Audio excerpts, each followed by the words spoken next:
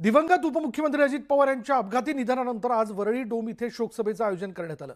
या शोकसभेला महाराष्ट्राचे राज्यपाल आचार्य देवव्रत, मुख्यमंत्री देवेंद्र फडणवीस, उपमुख्यमंत्री एकनाथ शिंदे, खासदार सुप्रिया सुळे, उद्धव ठाकरे, राज ठाकरे उपस्थित राहणार आहेत। वरळी डोममध्ये नेते येण्यास सुरुवात झाली आहे।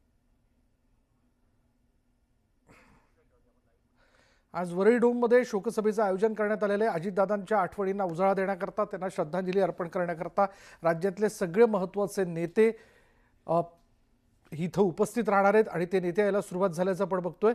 या ठिकाणी खुद्द राज्याचे राज्यपाल आचार्य देवव्रत असतील, शिवाय राज्याचे मंत्री असतील, राष्ट्रवादी काँग्रेसमधील महत्त्वाचे नेते असतील, इथं उपस्थित आहेत।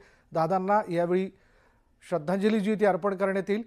त्याचबरोबर दादांच्या काही आठवणींना उजाळा देण्यात येईल। एक तत्पर नेता, समयसूचकता असणारा नेता, कायम जनतेसाठी म्हणजे जनतेजवळ जाणारा आणि या राजकारणापेक्षाही समाजकारणावरती दृढ विश्वास ठेवून काम करणारा नेता राज्याने गमावला आणि त्यांच्याच आठवणींना आज या शोकसभेच्या निमित्ताने उजाळा देण्यात येईल। त्यांना श्रद्धांजली अर्पण करण्यासाठी आता राज्यातले सगळे महत्त्वाचे नेते इथं उपस्थित होत आहेत।